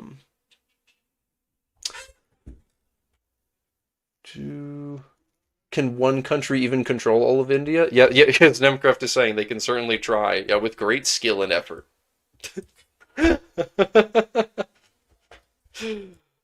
It's so crazy how small some of these locations are, dude. Look how tiny this one is just above my head. These wetlands. Oh. Sometimes, sometimes I'm worrying that the locations that I'm drawing are too small, and then I see this and it's like, nope, nope, that's about right. That's about right. The glorious narrows. I do really like narrows. I do really like narrows. Wait, Joffrey, go back down. Look at Calais. Calais has narrows in there. English Yeah. English channel combat is gonna be so great with the narrows there. It's narrows like around Calais there and north of it too, in like London. Like when you leave London, you will be in narrows terrain. This is crazy how many Navy narrows there are advantage. around here. Yep. The entire Scottish coastline is narrows, except for around Edinburgh. No, not even. Edinburgh is here, so. Dear Naval God. superiority really won't do all that much when you can't get your navy in the narrow. You hate how they represented your hometown? Okay, just because it's accurate, I resent the accusation of it being a swamp. No, it's not a swamp. No. Remember, they stopped calling it marsh. It's wetlands now. It's just a place that's wet. Silly. It is great. There's so many wetlands in Britain, though. Ireland, it's like just wetlands and hills, all with trees. It is entirely forested hills and wetland. You can see Dublin was made the capital. It's the one nice part. I think it's farmland too. Yeah, it's the one place that's farmland around here. Sparse. No, the western side is sparse. Oh, that's rough. What, East Anglia is sparse wetlands? That's rough, man. That's rough. Oof. You call it rough. The Vikings call it the best land they've seen in years. The water here isn't frozen? What? It's the one bit of Ireland not beyond the pale. Yes, it's true. It's true. Many impassable barriers have been added. For example, the various peaks, the Pennines and Wicklow Mountains. The Shannon also poses a more significant barrier between East and West Ireland, with only a few crossing points guarded by stockades. We have the locations map. What? The Shannon? East and West? I guess it's lakes or something. These tiles here look like they're impassable things, I guess. Yeah. Oh, Limerick. I know that name. Yeah. Gosh, I love how many locations there are now. All these islands, these crappy, rocky, sparse islands. There's still just a ton of locations out here.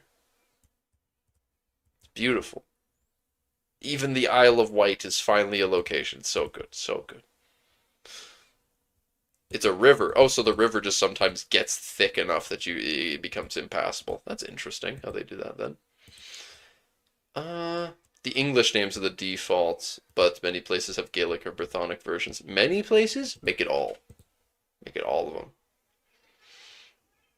Every country has a general increase in density.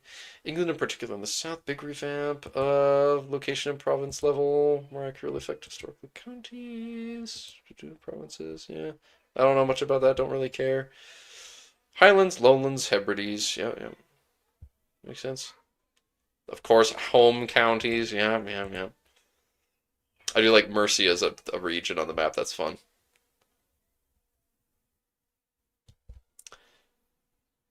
A lot of English names are just the Brythonic or Gaelic names, though. Well, almost. I wouldn't say they just are, but yeah. And here we have beautiful. They neutered Wales, though, I will say. Holy, I didn't notice how much they nuked Wales. Because it used to be that Wales, the Principality of Wales, had all of Wales plus Chester. But now it's instead. They made Chester its own thing. And then made Wales this tiny little rump. That's so nasty. Oh no. And then Pale owns so many random tiles too. Oh god. It sucks for everyone involved in Ireland, you know, because the Pale, there's so few Anglo-Irish pops compared to the normal Irish. But the Pale is strong, and they've got England supporting them, so Pale could just conquer the other guys relatively easily, I imagine. It's probably not a hard game. And of course, Durham, L, poor Durham. What can they do against such reckless hate? The Welsh have been put in their place. Where the heck is Eric from? I can't figure it out. But with him saying that, I'm guessing it's got to be Eric. It's Swamp, and he's talking about the Welsh being put in their place. Does that mean that he's from? He's got to be from either East Anglia or what is that? Sussex. He's got to be from around hereabouts, maybe. Australia. Oh, Australia, and it's that in, like, you live in a part of Australia that's wetlands? No way is there a tile in Australia that's a wetland. There's not enough moisture in Australia to make even a single farmland, I swear. Oh, I did get it right, Sussex. No, Joffrey. You knew it. I guessed it, Sussex, yeah, because he said that his hometown is a swamp, so I had to look, because he said the Welsh are put in their place, it's got to be a wetland, and it's got to be in England somewhere. Had to be Sussex. I got him. Apparently, it's actually Somerset. Somerset? Different. I don't know what No, I'm right. I'm not a bastard. Well, actually, I am a bastard, but that's a topic for another day. Dynasties. Yeah, there's no dynasty in Scotland right now because the king is away being tutored in France, and you have the wonderful event where you can, as playing as Scotland, you can choose to have the king become French culture, which is the most horrible thing possible, and I can't wait to do it.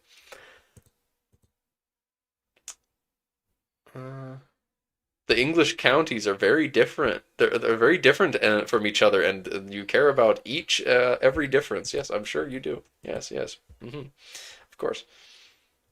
Oh. That's interesting that there's no dynasty.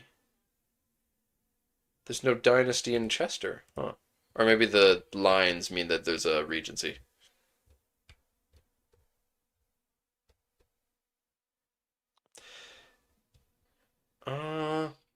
Yes, we've added the Earldom of Orkney to the Northern Isles as a Norwegian vassal. Meanwhile, the Palatinate of Durham and Chester...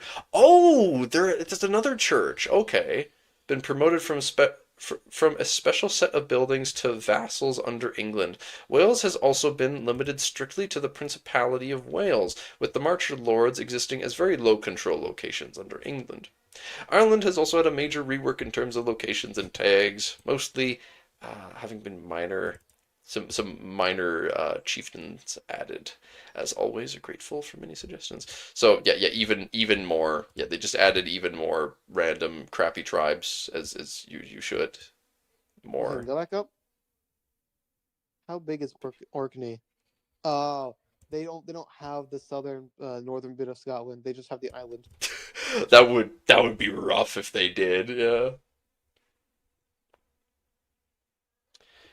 Bishops. Yes. I'm excited. Okay.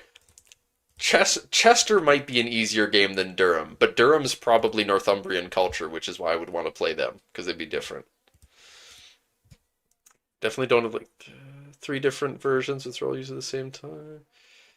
You don't like the division of English that they've done. You don't think they should have done it. Definitely not. Don't like the chosen names. Oh. You don't like the Northumbrians. Oh, this is sad. He doesn't like the Northumbrians. Oh no. He doesn't like it. I really wanted Northumbrians to be in the game. And I'm sad because George doesn't like them. George doesn't like it. I couldn't care less about Northumbrians. I want to play as a Norse Gael. Okay, to be fair, I want to play as Man too. Yeah. I want to play as the you gotta form the Imperium of Man. Come on. Elevate unite the kingdom of Man in the Isles in EU5. Because they've already explained that Norse Gale is just it's got the most cultural heritages at the same time, so you can tolerate everyone at once. You can just tolerate all the other cultures in the British Isles while you slowly assimilate them. If they divided it, it should be Northerner and Southerner. No, that's a cringe. You're cringe. They can't call it Northerner and Southerner. It's because the reason that it's called English is because the point is that the Northumbrians are just they're going to be assimilated into the proper English culture.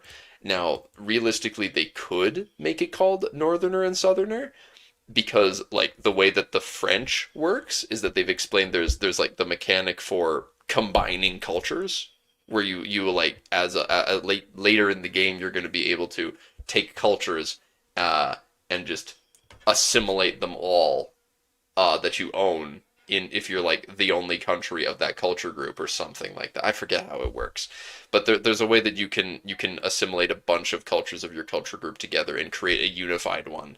So like German, for example, German and French are examples of cultures you'll be able to be like, all right, combine them all, German culture. You'll be able to theoretically you could do it with Norse Gael and be like, all right, Norse Gael, I combine the Irish and Highlanders together into one culture and just make Celtic or some shit. So the idea then could be you could theoretically take English and combine. And yeah, there's Norse up here. But yeah, you could theoretically make Scandinavian culture if you unite Scandinavia and keep it for long enough. Yeah.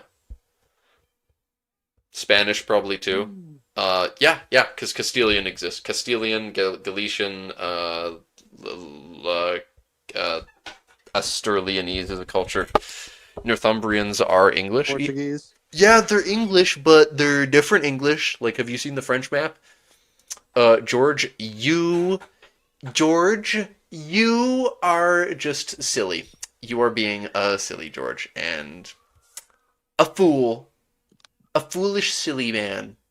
Yes, because France is split into like 15 different cultures. So you should be grateful, actually. And I think this is more cool. So, yeah, you heard me. English wasn't as divided as French, though. Well, maybe it should be. No, I don't want it to be. It shouldn't be. But it would be funny. It was a famously unified culture at the time, but it is so unified. Look how unified it is. There's so many Englishmen. It's gonna be fine. You're gonna be fine. You'll get over it. You'll recover. You'll make it through this. I won't make it through this if they get rid of Northumbrian, though. I need Northumbrian culture to exist, but you'll be fine, I'm sure. Promise. The most obvious culture change is that English has had Northumbrian split off to represent the divide between southern and northern dialects and attitudes. See, look, it's the dialect and attitude. See, it's not that big a deal. It's fine. I'm sure you know a lot more than I do about the subject. I know nothing. I'm just saying that I just like seeing more cultures on the map because then I get to pick for more things. Split into Anglo-Saxon English and Norman English. Yeah, right. Yeah, sure.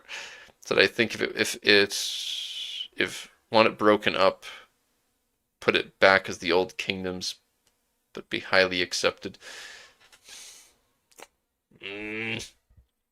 But, a practical example of this is how in the south of England, in the south, the English are more friendly to Normans, whereas the Northumbrians hate them. The northern shires still bear the scars of the harrying of the north. Northumbrians and Scots also spoke a similar form of English in this period, so it helps set them up as a sort of middlemen. Okay. Norwegians in northern Scotland and nearby North Atlantic have also been split into Norn. Oh, that's what Norn is. Oh, I didn't even see that. I just saw it. I'm just like, oh, that's like Norwegian. But now this explains it. Because they've shown Norn culture before, and I didn't know what the hell it was, and Dark couldn't tell me either. I asked Dark, and he didn't know. But Dark's supposed to know everything. Dark is always right and all that. You know how it worked? But he didn't know. Yes. Dark did not know. Now he knows. No, I was KW aware. You were the whole time, you just didn't tell me? Why would you do me like that? Guess fuck you. Yeah, you wish. No, not really. Well, fine. Be that way, I guess. Give England a government privilege where they're all really together. Nah, yeah, that's too tedious, though. I think it makes sense what they've done, personally, but I wouldn't know as much as you. As I said, yeah. Um, Norwegians. Yep. As a bonus, court languages showing 3 main worlds: Gaelic, Anglo-French, and Roman Catholic bishoprics. Yeah. Because, everyone's speaking French in the courts up here. Except Latin, which, interestingly, they speak French in the bishopric of Chester, which is cringe. You need to be based and be Durham-pilled. Based and Durham-pilled and play as Durham and speak Latin in the court. Do it. French being the court language is good and proper way it should be anyways. Okay. Court language should really be called Norman, as it was a different. That it is. I think it is. Actually, because this is showing the court language. That's not showing the dialect. Because the dialect they speak, I think, is Norman. We can have a glance at that too. Like, okay, what, like this, whatever. The goods is like this. This is the like. Let's be honest. We're all just gonna go and watch generalists talk about the goods and how useful all of this stuff is anyway, aren't we? Though if he ever does a talk about England, then I'll have to react to that. I don't think he will though. But yes.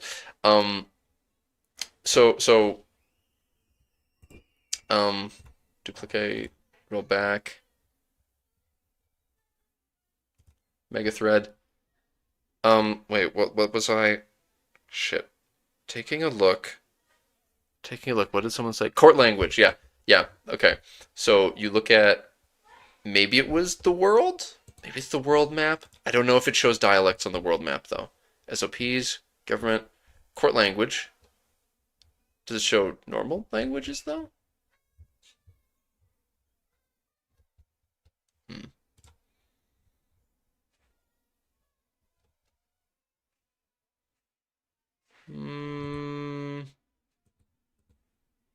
Culture, language.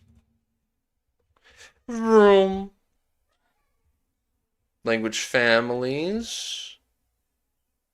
Dialects. Norman. Norman is a dialect. See, Norman is a dialect on the map. So most likely what I'm willing to bet is that the court language is Norman dialect specifically. I imagine that it's the Norman dialect that they speak in the various Britain factions.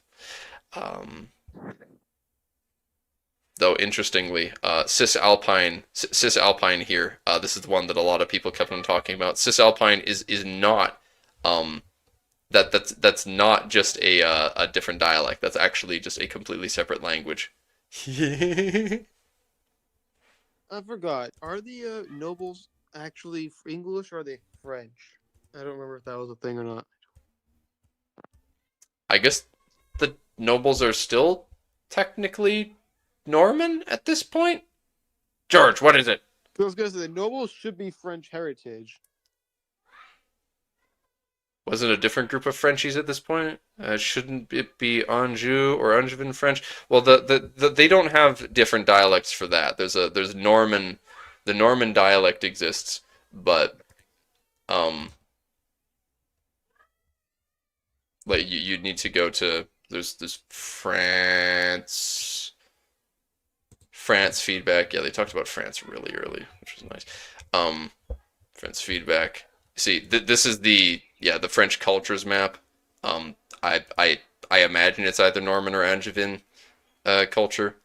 Though I know a lot of the Englishmen really liked going to, what was it, Gascony? I forget what was the place they really liked to go to. But this is starting to drag this on a little more than was intended, and getting very off topic from what the stream originally was. Oh, Gascony was right. Yay! Yay! I got something right. I got something right. But yeah, apparently, as France, you're gonna want to like you'll play as Francian, and then you'll be spreading Francian culture a bunch, and then late game, you're theoretically going to be able to assimilate a ton of these cultures all into the same culture, and it will change to be called like French. Um, but I think that we should wrap this up. This has been going on for a long time now. I think Vector fell asleep. Um, um, so, unless anyone else has anything else they'd like to discuss before we stop this particular one? No.